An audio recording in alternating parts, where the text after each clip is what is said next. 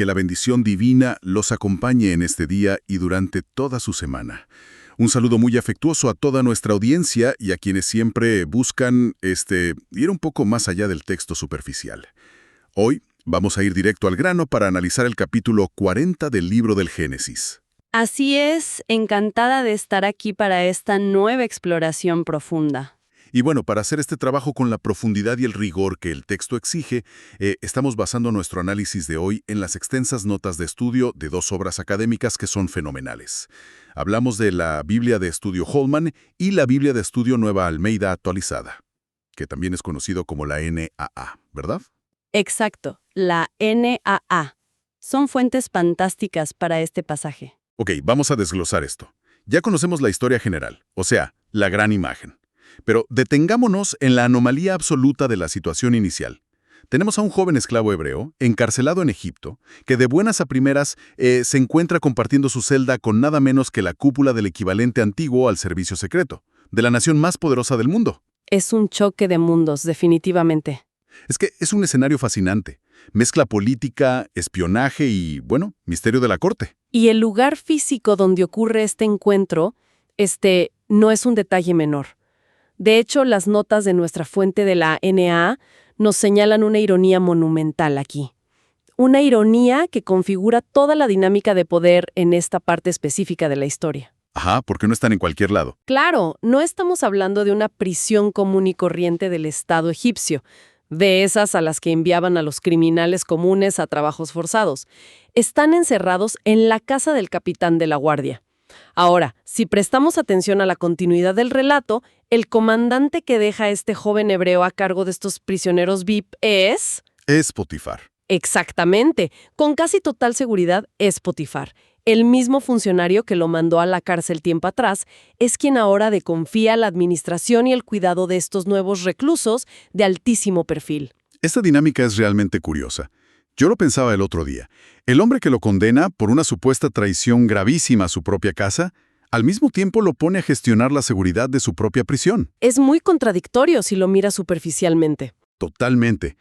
Es como si el texto, a través de este detalle táctico que resalta la fuente NAA, nos estuviera diciendo que en el fondo Potifar sabía perfectamente que este joven era un hombre de integridad absoluta. Y de una competencia administrativa innegable, claro. O sea, ¿le está confiando a los prisioneros del rey? No le das ese trabajo a un traidor. Exacto. Pero entremos en materia con estos dos nuevos compañeros de celda que llegan a sacudir la rutina. El texto los presenta como el jefe de los coperos, o copeiromor en portugués, y el jefe de los panaderos, el padeiromor. Nombres que hoy suenan un poco inofensivos. Sí, es que cuando la audiencia escucha estos títulos, hoy en día, la mente viaja inmediatamente a la industria de la hospitalidad. Uno se imagina a un sommelier refinado con una servilleta en el brazo, o a un chef ejecutivo encargado de, no sé, de los croissants de la corte faraónica. Sin embargo, basándonos en las notas de estudio, la realidad de sus cargos era infinitamente más compleja y mucho más peligrosa.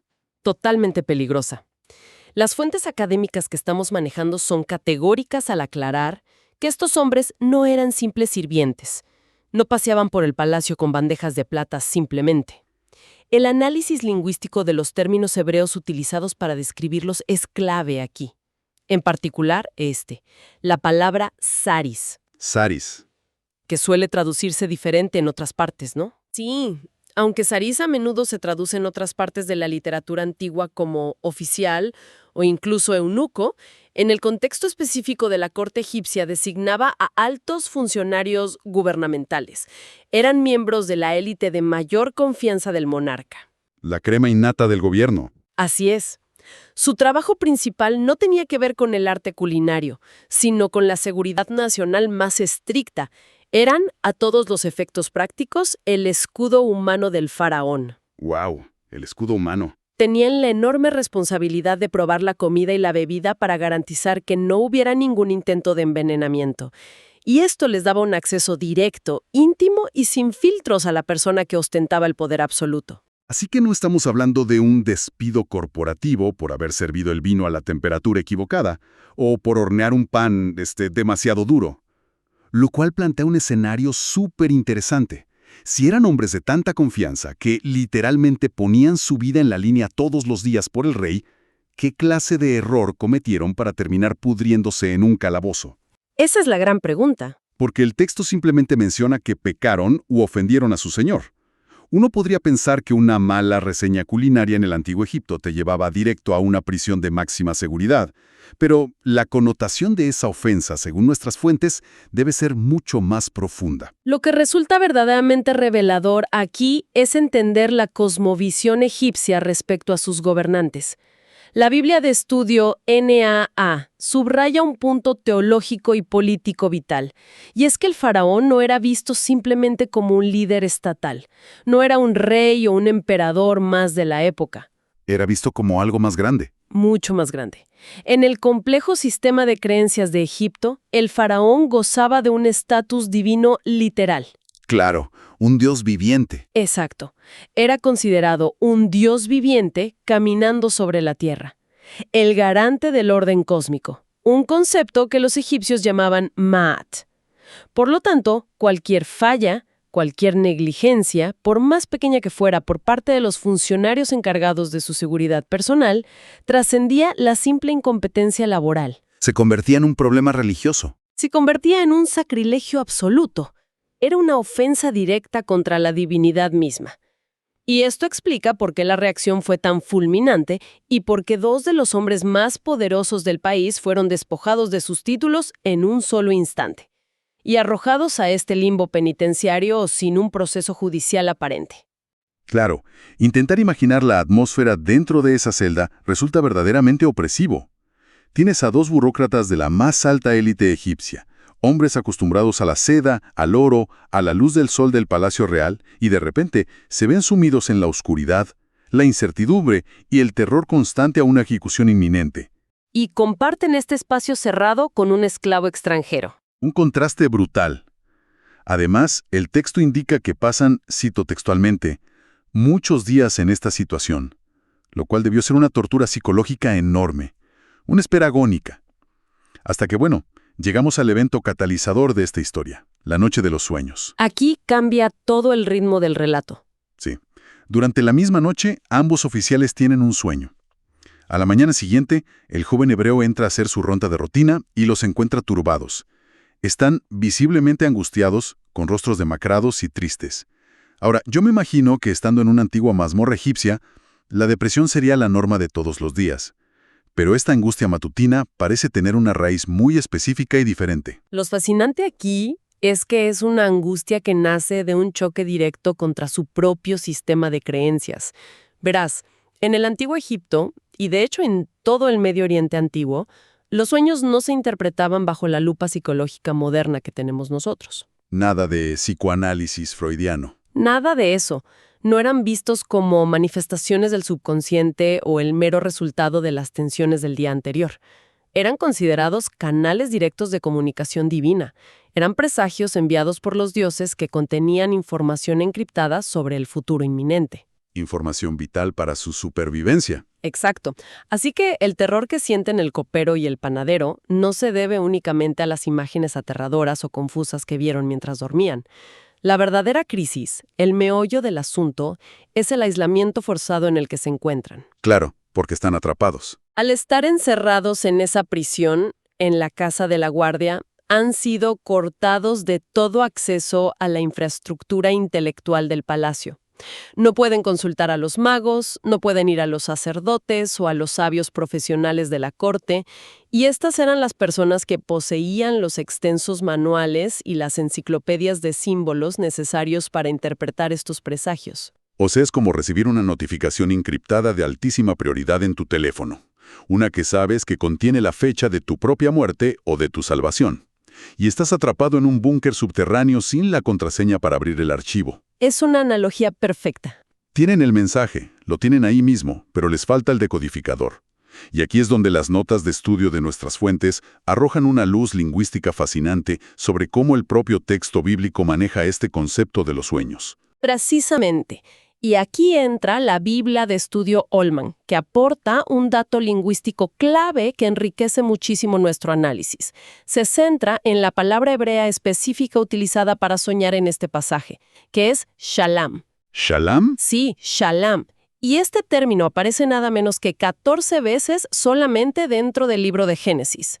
A lo largo de las narrativas bíblicas, aunque el texto reconoce la existencia de sueños comunes y corrientes, el uso de la palabra Shalom en contextos clave marca una intervención divina inconfundible. Es como un marcador oficial. Exactamente. Es una comunicación que irrumpe directamente desde el ámbito celestial hacia el ámbito humano. Pero la trampa, por así decirlo, es que rara vez es autoexplicativa. Casi siempre requiere de un intérprete dotado por la divinidad para decodificar la simbología. El copero y el panadero, desde su propia cosmovisión pagana, sienten esa misma necesidad imperiosa de decodificación, y la falta del intérprete oficial los está consumiendo por dentro. Y es justo en este punto de quiebre psicológico donde nuestro protagonista interviene. Y lo que hace es de una audacia que roza lo temerario, diría yo. Observa la escena. Él tiene frente a sí a estos dos altísimos funcionarios, hombres mayores, que han crecido respirando la teología politeísta de Egipto, que confían ciegamente en rituales mágicos y en la sabiduría de sus sumos sacerdotes. Hombres de muchísimo poder, incluso estando presos. Así es, y en lugar de intentar imitar a un adivino local para ganar favor, o usar algún truco psicológico básico para calmarlos, lanza un desafío teológico directo. Les dice, y cito, «No pertenecen a Dios las interpretaciones, cuéntenmelos por favor». ¿Es una declaración de principios brutal? En una sola frase desmantela y hace a un lado toda la maquinaria religiosa burocrática en la que estos oficiales confiaban, redirigiendo toda la atención hacia la soberanía de una única divinidad. Es un giro argumental y teológico brillante dentro de la narrativa. Piensa en esto. El personaje marginado, el esclavo extranjero, despojado de absolutamente todo derecho legal, se posiciona súbitamente como el portavoz de la certidumbre divina, frente a la élite desesperada de una civilización imperial imponente. Y no suena arrogante. Sacerdotes a sueldo, sino del Dios que envía el mensaje. Con esa asombrosa seguridad, logra que los prisioneros rompan su silencio y finalmente compartan sus visiones. Y el jefe de los coperos es quien toma la iniciativa. Él rompe el hielo. Su descripción del sueño es increíblemente visual, casi como ver una película en cámara rápida. Narra que ve una vid justo delante de él, y esta vid tiene 3 sarmientos o 3 ramas.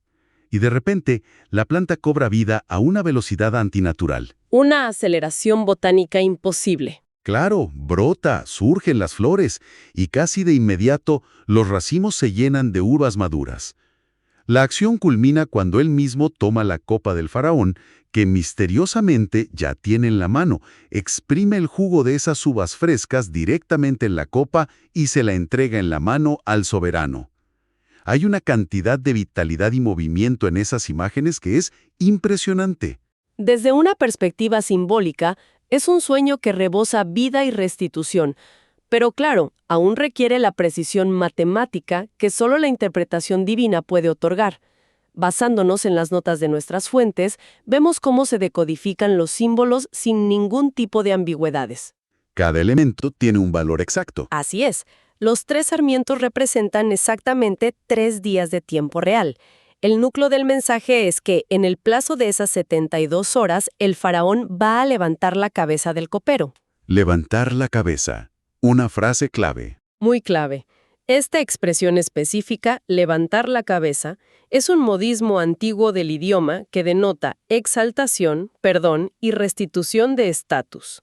Significa, sin lugar a dudas, que el monarca lo sacará de ese calabozo, lo absolverá de cualquier cargo y lo restaurará a su antigua posición de máxima confianza, volviendo a poner la copa real bajo su cuidado directo. Es una noticia absolutamente transformadora. Imagínate pasar del terror nocturno de la ejecución, de la angustia de despertar, a saber que en 3 días recuperas tu estatus en la élite mundial. Un alivio indescriptible. Pero justo después de entregar esta profecía tan triunfal, el texto nos muestra una faceta intensamente vulnerable del joven intérprete. No se mantiene en un pedestal místico como un oráculo intocable. Desciende a la realidad cruda de su propia condición humana. Pide ayuda. Exacto, le suplica al copero que use su renovada influencia política para abogar por él.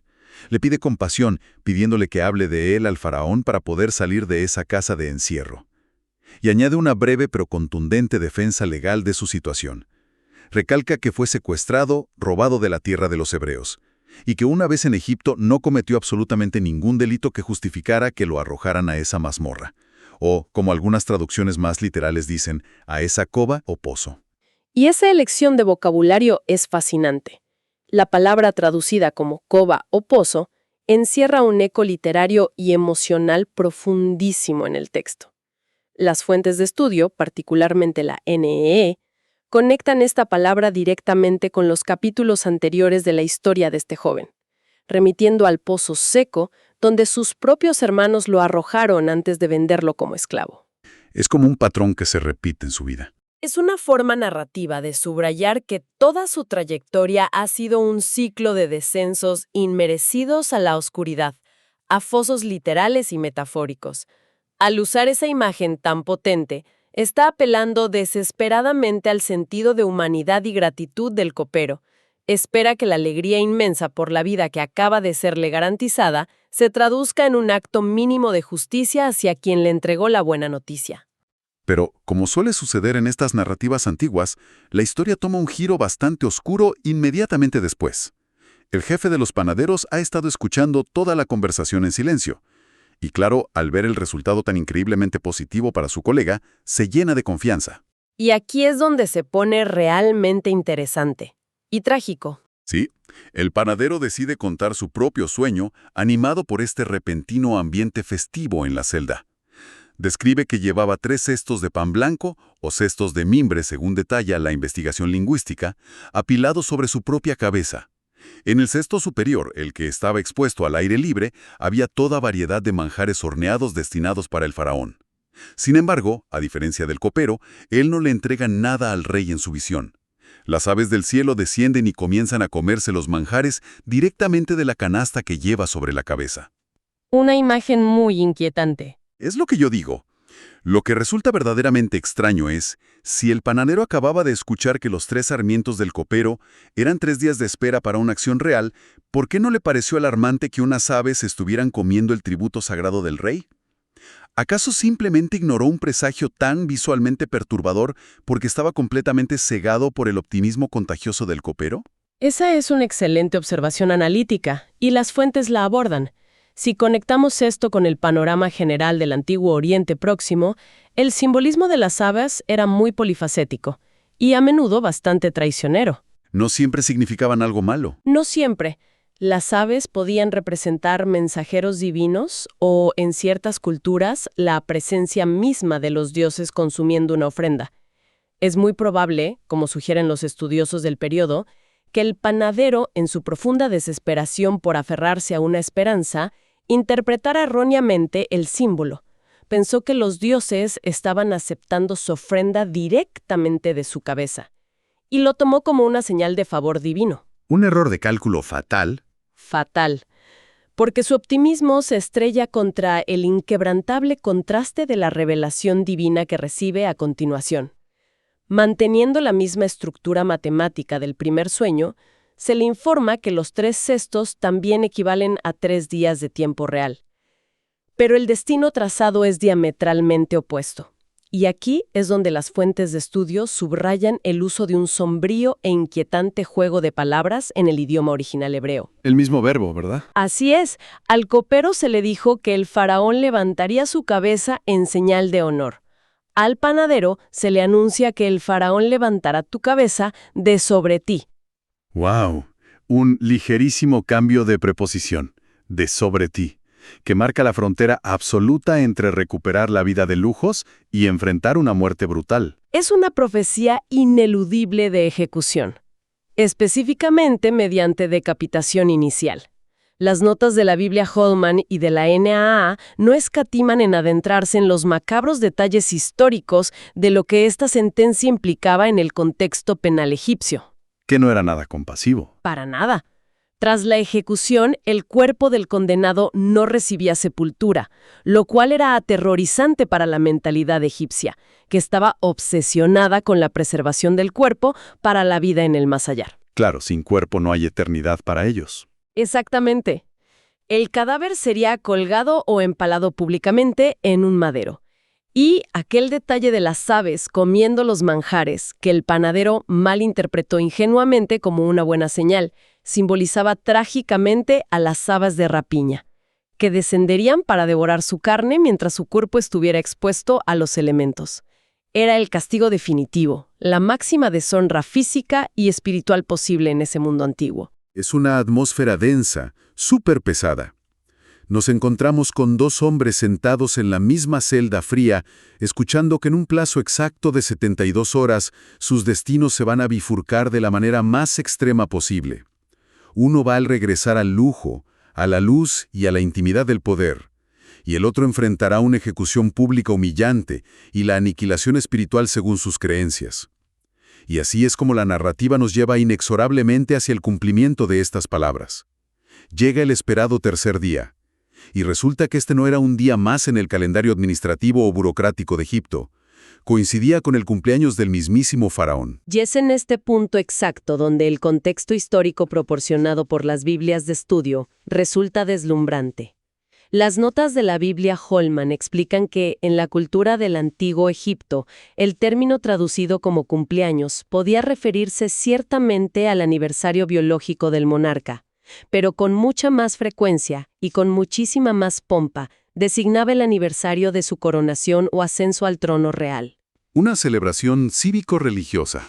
Era el día sagrado en el que se celebraba y se reafirmaba la encarnación del dios halcón Horus en la persona física del faraón. Era la festividad más importante de todo el imperio. Un día diseñado meticulosamente para la demostración sin ningún tipo de restricciones del poder absoluto y la divinidad incontestable del gobernante. Un evento de esa magnitud requería, naturalmente, un banquete monumental para todos los servidores, todos los nobles y diplomáticos de la corte. Era un espectáculo. Y durante estas exhibiciones masivas de soberanía, era una costumbre consolidada que el monarca ejerciera su autoridad sobre la vida y la muerte de sus súbditos, solo para recordarles quién tenía el control absoluto del tablero. Un teatro del poder. Literalmente. Otorgaba indultos sorprendentes y en el mismo acto ordenaba ejecuciones sumarias. Y justo allí, en medio del esplendor del banquete real y a la vista de todo el imperio, los eventos se desarrollan con una precisión milimétrica, tal y como se había predicho en la penumbra de una celda subterránea 3 días antes. El jefe de los coperos es indultado públicamente, restaurado a su alto cargo, y se le permite volver a poner la copa en la mano del faraón. Simultáneamente, frente a todos, el jefe de los panaderos es llevado a la ejecución, y su cuerpo es empalado, cumpliendo el sombrío presagio de las aves. La exactitud del cumplimiento profético es asombrosa a nivel literario e histórico.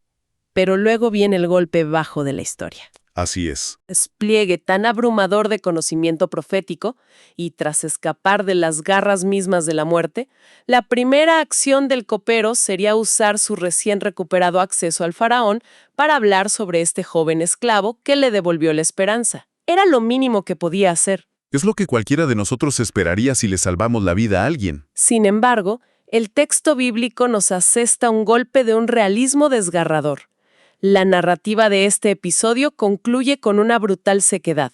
Dice que el jefe de los coperos no se acordó de él, sino que lo olvidó. Lo borró de su mente. La Biblia de Estudio NAEA reflexiona profundamente sobre este cierre tan abrupto, indicando cómo esta falla crónica en la memoria humana y en la gratitud se alinea con una tensión temática que atraviesa todo el libro de Génesis. Los seres humanos, una vez que recuperan su comodidad, su estatus y su posición de privilegio, olvidan a quienes los ayudaron en su momento de mayor desesperación. Es una crítica a la naturaleza humana. ¿Sí? Pero, en marcado contraste teológico, la narrativa más amplia subraya que, aunque los humanos olvidan, la deidad suprema sí recuerda a los marginados y olvidados. Entonces, ¿qué significa todo esto? Si tomamos distancia de los detalles específicos y observamos el panorama completo de lo que estas fuentes académicas nos han revelado hoy, queda clarísimo que este fragmento no es simplemente una crónica antigua sobre la decodificación de visiones nocturnas. Funciona como una ventana meticulosamente detallada hacia las maquinaciones políticas, los protocolos de seguridad paranoicos y la frialdad implacable de la corte egipcia. Es un documento sociológico también. Así lo veo yo. Y, yendo mucho más a fondo, expone la enorme vulnerabilidad de la condición humana frente a los gigantescos engranajes del poder imperial, ilustrando de una forma muy palpable la dolorosa fragilidad de la gratitud humana en contraste directo con los tiempos y la memoria inquebrantable de la soberanía divina. Absolutamente. Y para llevar este análisis un paso más allá de la simple narrativa que acabamos de desglosar, resulta muy útil explorar un aspecto que subyace en todo el texto, pero que rara vez nos detenemos a mirar de frente. A ver, cuéntame. Pensemos en cómo funciona la memoria como una verdadera moneda de cambio y un instrumento de poder real en estas dinámicas sociales. En la rígida estructura piramidal del imperio egipcio, el cumpleaños del faraón dictaba quién merecía vivir y quién merecía morir. Dictaba quién merecía ser celebrado en los salones de piedra y quién merecía ser borrado completamente de la existencia oficial. Quien controlaba el poder controlaba el recuerdo. Exactamente. Por lo tanto, el olvido del copero hacia el joven esclavo no es meramente un accidente fortuito de la memoria, o un simple despiste motivado por la euforia y el alcohol del banquete. La supervivencia psicológica y política en los pasillos del poder, a menudo, exige borrar activamente el recuerdo incómodo de la mazmorra y borrar a aquellos que quedaron atrapados en ella. El privilegio permite el lujo del olvido. Es una idea muy potente. Lo es. Sin embargo, lo verdaderamente subversivo de este antiguo texto es cómo invierte esa dinámica de poder imperial. Los registros históricos oficiales de la época rara vez documentarían el nombre de un funcionario menor que cayó en desgracia, y muchísimo menos el de un esclavo hebreo anónimo en una prisión. Pero el texto que analizamos hoy subvierte este orden mundial de manera espectacular. Claro, porque la Biblia sí lo registra. Sí, la historia imperial no registró los nombres del copero y del panadero. Hoy no sabemos cómo se llamaban. Pero la historia divina registró meticulosamente las palabras, el profundo dolor y la integridad del esclavo que fue olvidado en la oscuridad. Nos muestra que la verdadera resolución opera en una línea de tiempo completamente diferente a la nuestra. Esa es una perspectiva asombrosa sobre cómo el relato desafía las jerarquías de valor y de memoria que damos por sentadas todos los días. Nos confronta de manera muy directa con la realidad de que aquello que los círculos de poder eligen desechar u olvidar por conveniencia, a menudo es exactamente lo que perdura con mayor fuerza en la estructura más amplia del tiempo y de la historia misma. Hemos navegado por un mar de detalles sumamente estimulantes hoy, desde las complejas medidas de seguridad gastronómica de los faraones y el aterrador simbolismo de la muerte pública, hasta la pesada carga de la memoria, el privilegio del olvido y la resistencia frente al silencio humano. Ha sido un recorrido sumamente enriquecedor por las texturas ocultas de esta historia. Sin duda. Esperamos que esta inmersión profunda sirva para arrojar nueva luz sobre estos textos tan antiguos y enriquecer las lecturas y la comprensión de quienes sintonizan esta exploración con nosotros. Agradecemos profundamente el tiempo, la paciencia y la atención que nos brindan en cada una de estas sesiones de análisis. Que Dios bendiga a todos los oyentes.